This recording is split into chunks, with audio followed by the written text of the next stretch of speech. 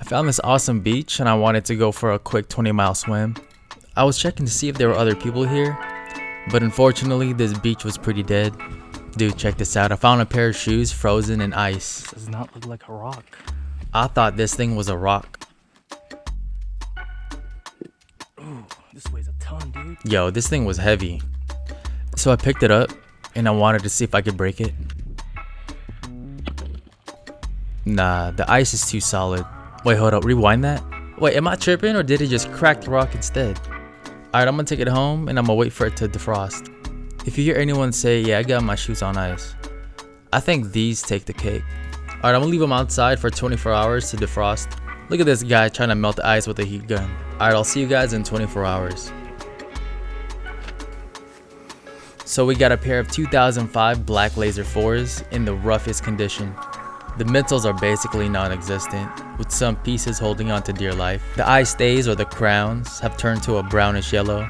The Durabuck is incredibly cracked out. Man, these things haven't seen the bottle of CeraVe in like 20 years. I'm gonna be honest, I don't even know how I'm gonna tackle this. Like, how am I supposed to restore something that has this much eczema? The back tabs are cooked. Look, I can handle the dry rotted soles, but everything else I have no clue. Alright, so we're just gonna tackle one thing at a time. The first thing I'm gonna do is separate the soles, and I'm using an X-Acto knife to cut away at the thread at the toe box. Alright, good. So the midsoles have been stamped with the number 9.5. It means that the shoes are obviously a 9.5, and that's something I would have never have known without tearing the shoes apart because the size tag is destroyed. I'm gonna clean up the uppers to remove as much dirt as I can, and I'm using Rejuvenator cleaner for this project.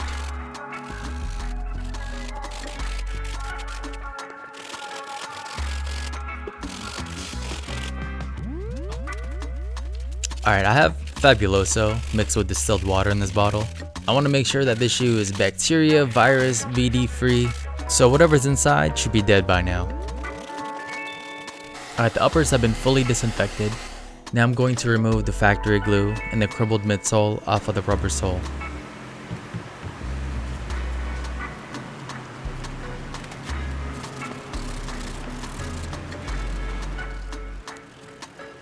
I feel like there's no solution to repair the Durabuck material on the uppers. The only way to repair it is to replace it. And when I say Durabuck, I'm talking about the synthetic suede. It's not like leather where you could fill it, sand it, and paint over it. I know about the tennis ball method, but I'm not comfortable enough to practice on this pair. What I am going to do is practice on this pair and replace the Durabuck with genuine suede from Italy. By the way, I've never done this before, guys, so if it doesn't work out, then I'm screwed. I'm just gonna take my limited knowledge of reconstructing a shoe and do my best. Here's what I found interesting. So this is another pair that I'm working on. These have probably been worn less than 10 times. The upper leather's in great condition except for the Durabuck, but the eye stays or the crowns are much more oxidized. So I took them out and I'm gonna soak them in 3% hydrogen peroxide. Then I'm gonna leave them underneath the sun or under my UV light.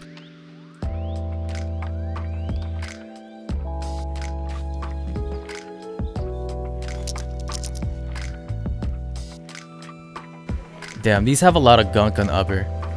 So I'm just gonna use my Dremel tool and just shave off as much as I can. The good thing about this attachment is whenever my sandpaper bit gets too gunked up, I can just replace the sandpaper and not the whole head.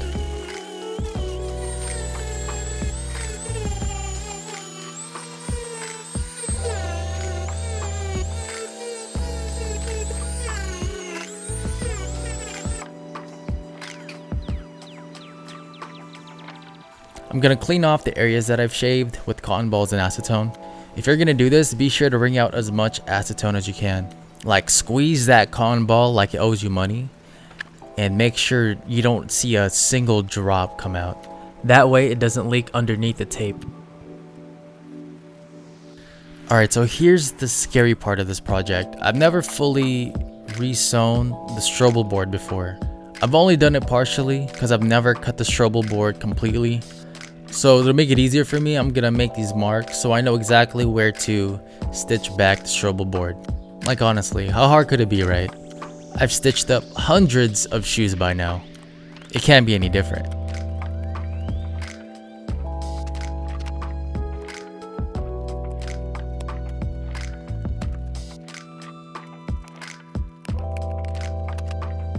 Alright, so I'm almost done removing all of the pieces I need to take out.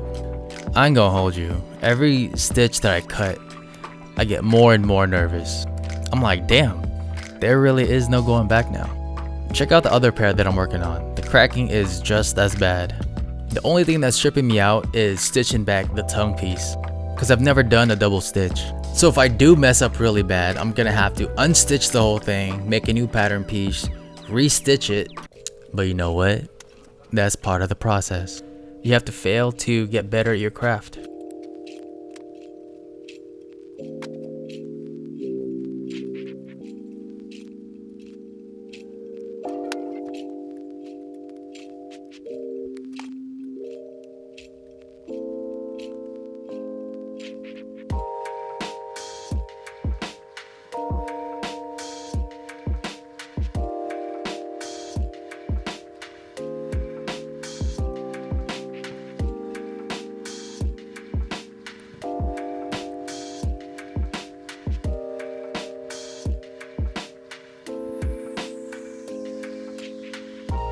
So this part of the tongue is glued, and the purpose of that is so the tongue doesn't shift around. So I'm gonna use a seam gun, which is essentially for the heat to separate the glue.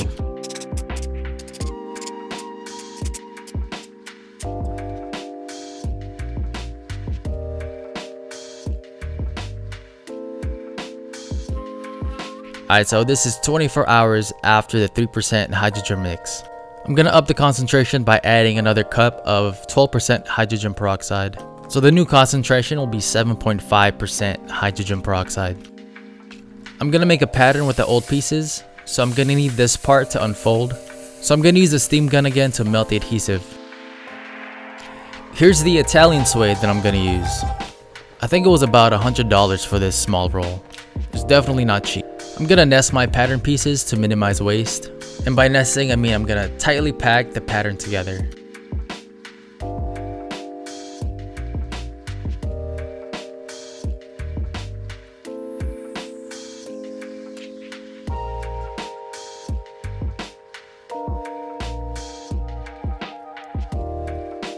I'm not gonna draw on the top left corner because that part's pretty wrinkled. It also has a few small imperfections.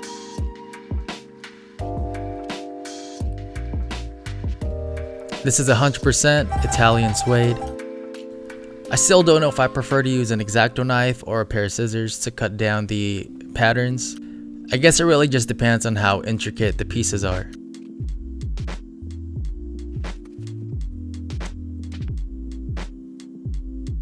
I'm gonna take this time to start icing the outsoles. The other pair that I'm working on doesn't really need it, but I'm still gonna ice them just to bring back its full color.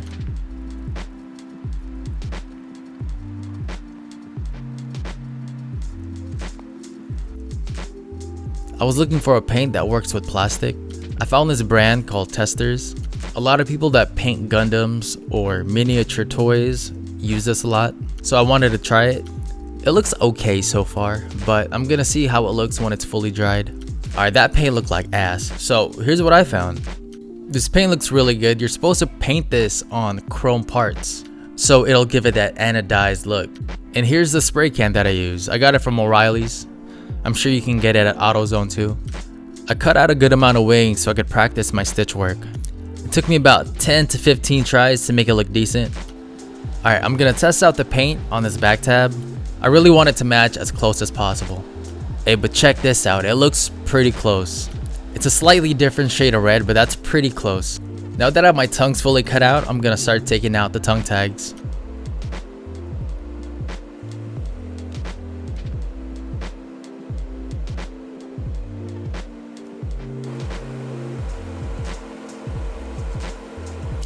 To keep the tongue tags in place, I'm gonna use double-sided tape.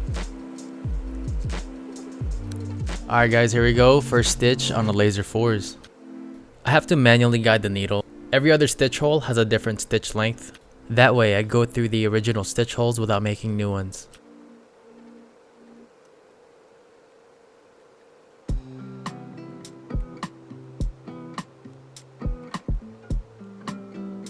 I just realized I didn't have to unstitch this part at all. I could have left it alone. Now I have to restitch it back.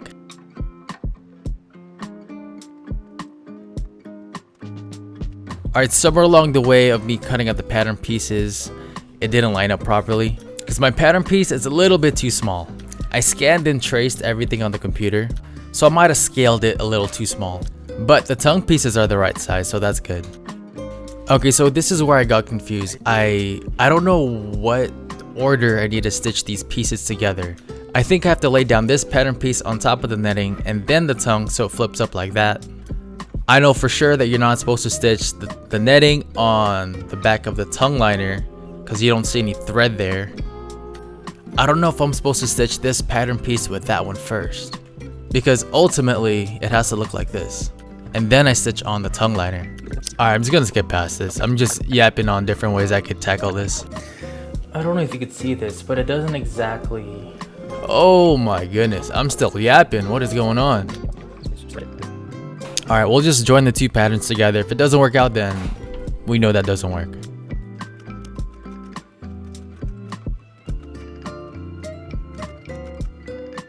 Alright, now we know that didn't work. I don't have any room to stitch back the netting. I just realized that the suede is about twice as thick as Durabuck. So this fold right here isn't going to glue back and fold back as easy as Durabuck because it's much thicker. So I'm thinking about extending this piece to make it look longer and skiving the material. And skiving means to reduce the thickness on the edge of the material. And if you look at the Durabuck, it's very flimsy and it folds really easily. And also, I wasn't supposed to stitch those two pieces together first. I was supposed to stitch the upside down U pattern to the netting first. Alright, so I made a new template and look how much more material there is to work with. This is gonna give me more than enough space to stitch back the tongue properly. Alright, so this time I'm gonna skive the edge of the material where I'm gonna be stitching.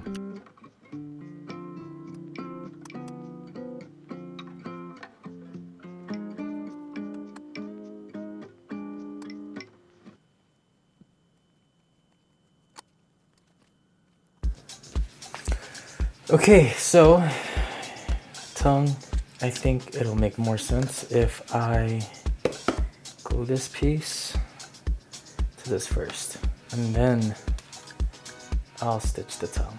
So it'll be like that. So let's stitch this first. Now that I figured it out, I'm gonna glue down the pattern piece onto the netting so it doesn't shift around while I stitch it.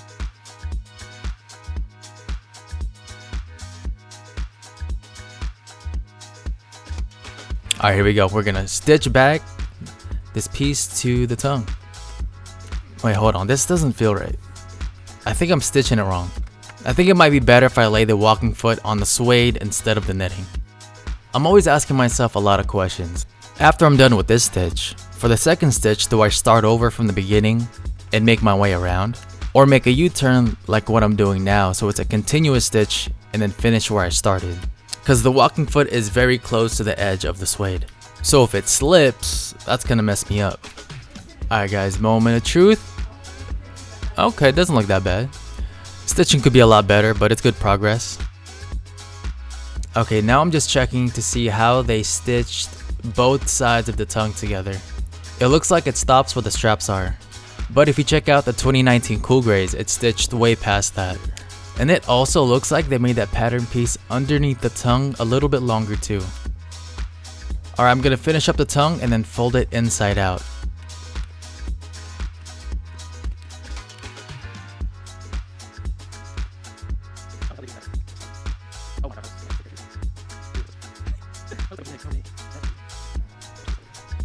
Yo, this tongue looks straight dookie. What did I do wrong? Alright, let me figure this out. I know that the inside of the tongue had glue in it. And you can see how straight the tongue is on this pair. Alright, I'm gonna add some spray adhesive and see if that works. Okay, since both sides are tacky, I'm gonna add parchment paper in the middle so it doesn't bond right away.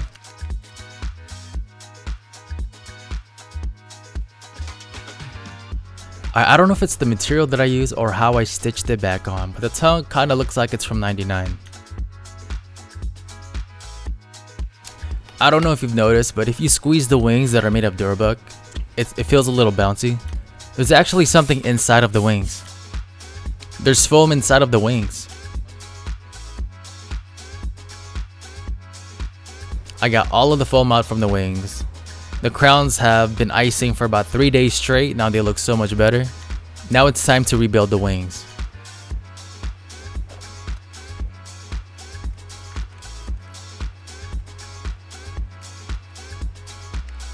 While I was stitching the wing, I noticed that the needle didn't catch the second layer and it slipped in between the suede. The underside wasn't lined up perfectly. It was like off by a hair and the needle slipped. So I tried to correct the needle path, but it was too much, so it kind of made the zigzag pattern. So I'm gonna see if I could hide it by using the fibers of the suede to my advantage. I'm just gonna rub the fibers of the hairs together until the hole naturally closes. Because for fabric, you can hide stitch holes by rubbing them together and ironing it out. Alright, cool. I'm so glad that worked out. I'm gonna finish up the rest of the wings and then I'm gonna work on the tabs next.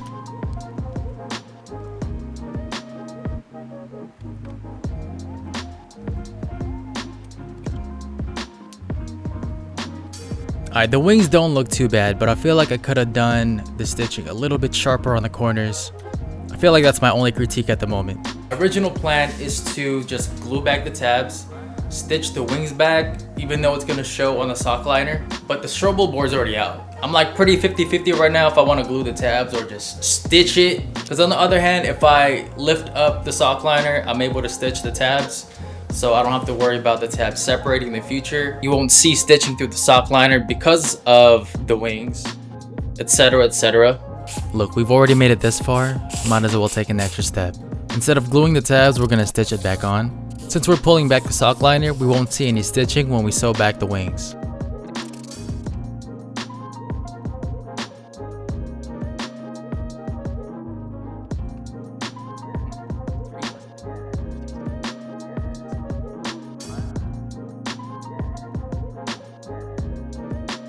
We're gonna prep the tabs for repaints. We're only gonna cover up the Durabuck material.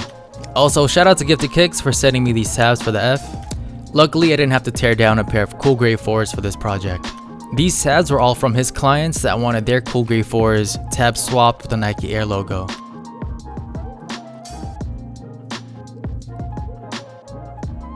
Alright, so some parts of the vinyl are lifting up around the Jumpman, so I made some stress cuts. Even after heating up the vinyl and pressing down, it's still not a perfect fit. I'm assuming not all tabs are 100% identical. There's gonna be a few deviations and imperfections that you don't really see. So I made a new vinyl piece with a slight offset on the Jumpman. That way I can manually put tape around the Jumpman.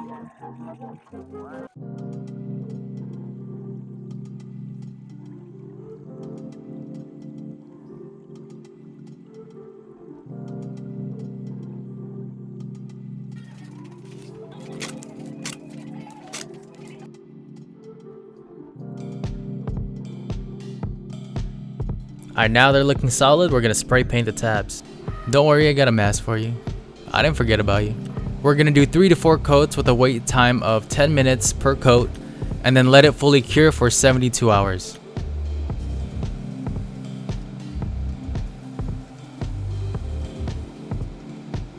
The original color on the Cool Gray 4 back tabs have a different shade of gray, so I'm gonna take that out and then replace everything with my thread. That way the stitching on the back tab is consistent. You can see the original thread color on the left and my new one on the right. Just like the tongue piece to the netting, I'm going to glue down the tabs to lock it in place so it doesn't move around while I stitch.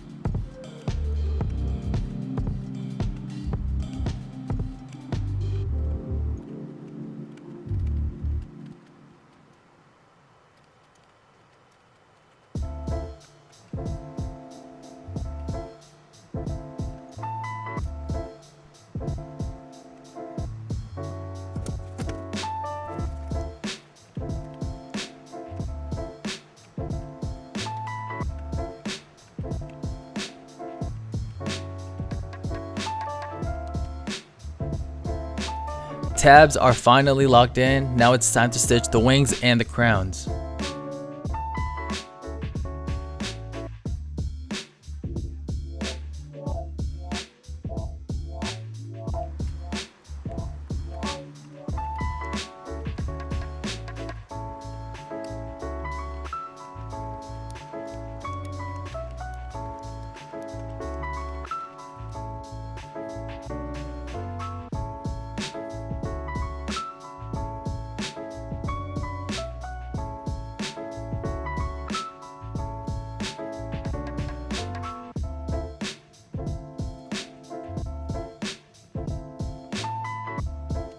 We're about 40% done with this project. Now it's time to put back the heel counter and lock in the sock liner.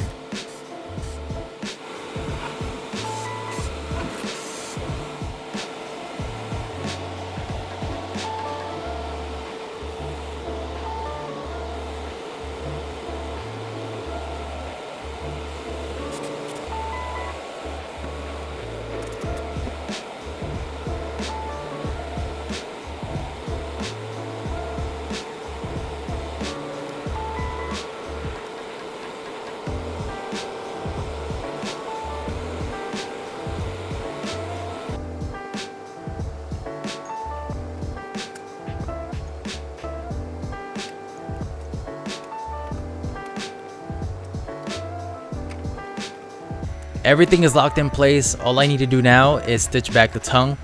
Things have been going pretty well.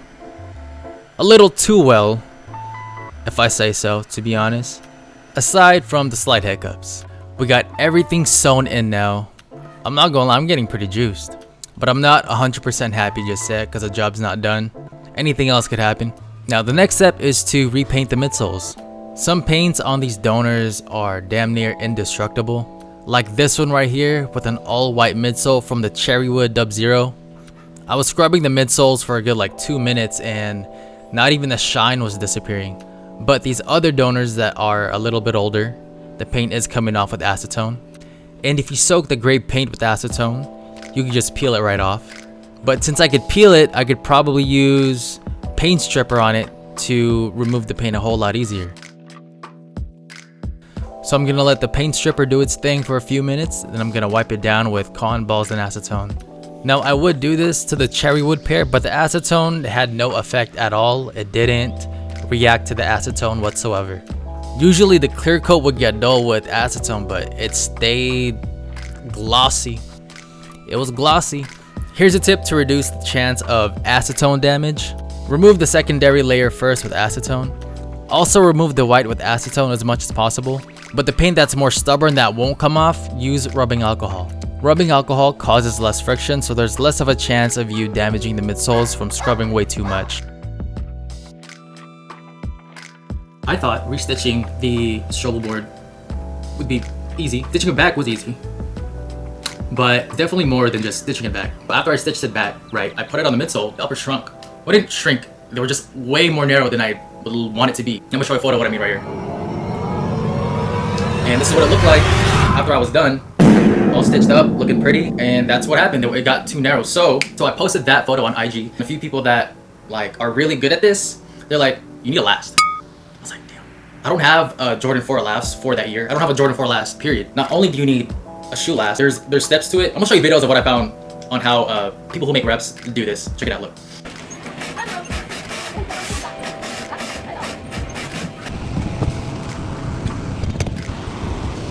Get the gist, right? I don't know what I'm gonna do without a last. I'm not just gonna glue it as is because it's not, the strobe board is there for structure and stability. It's similar to a car chassis. It's the structure of the shoe so it doesn't shift. And what I mean by that is, look, I did this pair for my homie. I didn't install the strobe board and he wore them to death. And this is what happened. These are stitched on too and it's still shifted like this. So this is why you need a strobe board. So this does not happen. So I'm gonna have to figure out a way to add structure without the actual strobe board. I have an idea, but I don't know how well it'll work. But I feel like it's better than nothing. So, I mean at this— Dude, holy yap session. I had to cut that off before you click out of the video. So as you can see to the right, I do have a last, but it's not meant for the Jordan 4. It's actually for a pair of running shoes, so it's gonna be even more narrow if I use that. Alright, so listen, this is what I'm gonna do. Split this pattern directly in half, sew them both on each side of the shoe, so that way it's like I'm extending the leather upper. I'm gonna glue that down and glue a lasting board on top. I'm not gonna use the actual strobe board for this, because what if I need that in the future? I'm not gonna have a master key anymore. Wait, hold on, I just remembered that I have this sewing machine that can do exactly what I'm trying to do more efficiently. The only thing that sucks is that the leather's too thick, so it's hard to squeeze it underneath the walking foot.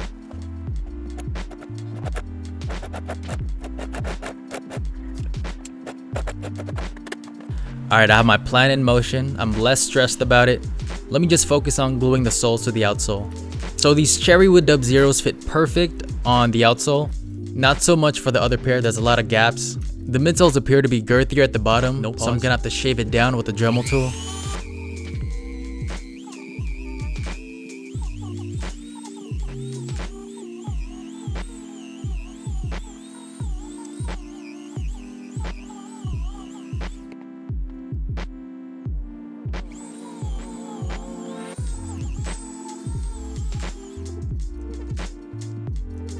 Before I paint the midsoles, I'm gonna add glue to both the midsoles and the outsoles, because I want the glue to bond directly on the outsoles and on the midsoles. If the paint is first making contact with the midsoles, the glue is gonna yank that right out. But if the first layer is the adhesive, then that's setting up a solid foundation for the glue job.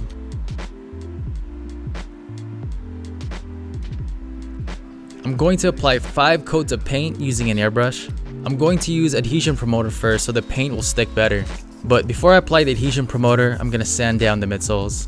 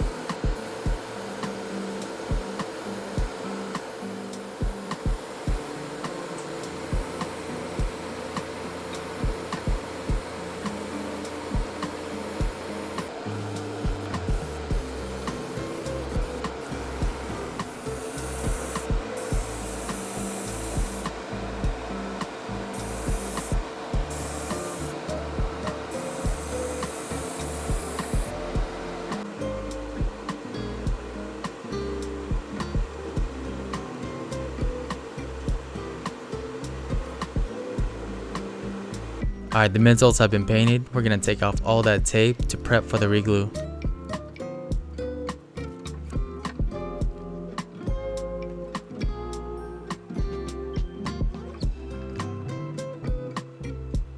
I'm gonna use a heat gun to reheat the glue to 125 or 130 degrees on both the midsole and outsole. Once I reach that temperature, I'm gonna bond them together.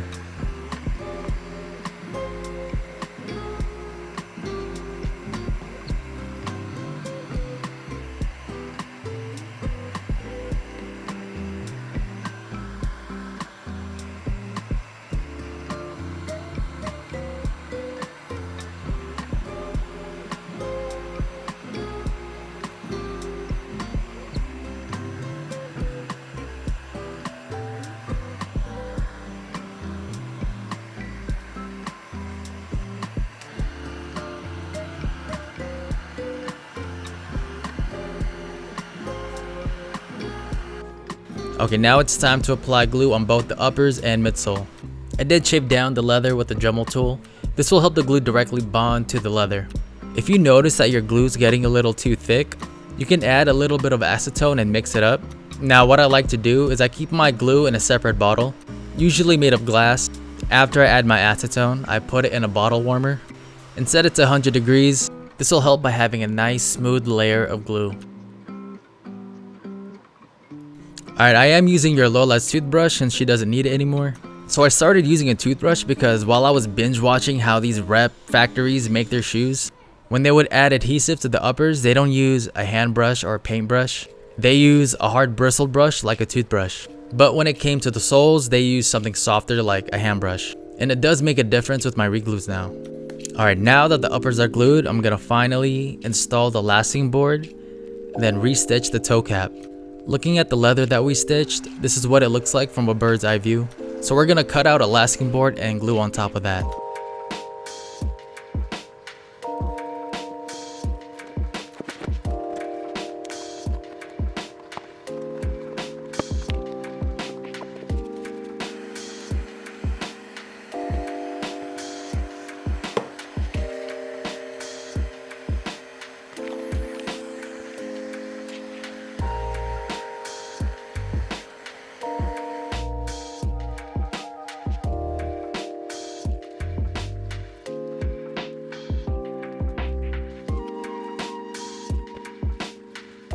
I'm only gonna do this to one other pair, but I'm gonna dye the air unit black, because I think a white air unit looks out of place. At least for this colorway. I know the OGs from 88, 89, 90 and plus, they all have a white air unit, but this isn't an OG colorway. I don't want to take away the focus from the red hits on the uppers, and I'm using dark night sole dye. I just wanted to tint the air unit darker. You can still see the pillars inside of the unit. One of the last finishing touches is to add a Jumpman on the insole. After deep cleaning the insoles off camera, whatever that was left of the Jumpman came off. I used my Cricut machine to cut me a new logo. Then I'm going to iron the new Jumpman in place.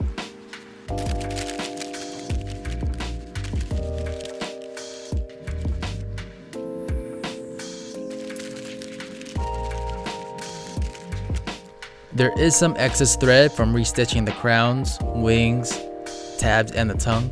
So I'm going to use my thread zapper to melt down the threads. This is also going to help secure the stitching in place.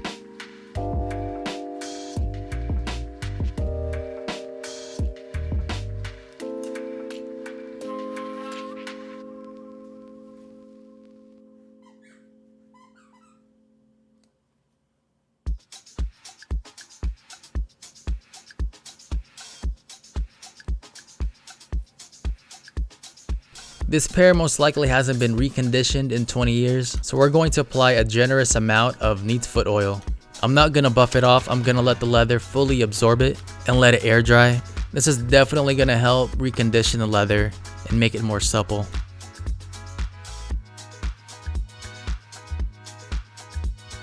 Man, these shoes have been through a lot.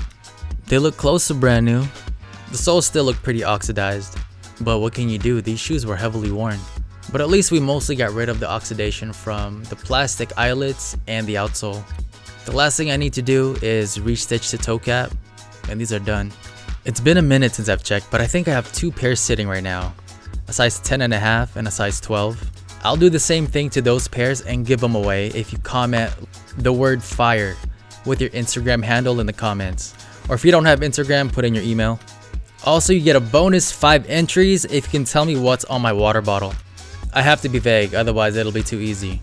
If this video reaches 100k, I'm gonna start picking out winners.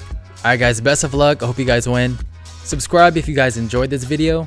Comment if you guys want to be entered in the giveaway or if you guys want to say your 2 cents. And like the video for me, cause that helps with the algorithm. And also press that share button. Alright, I'll see you guys in the next video. Peace.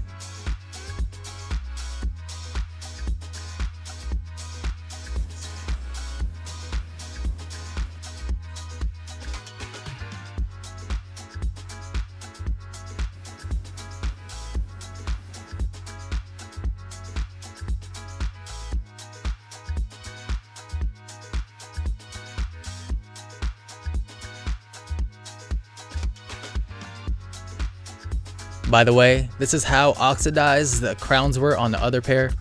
The soles still look pretty new, so it wasn't a crazy difference. Maybe some yellowing on the bottom, but that's it.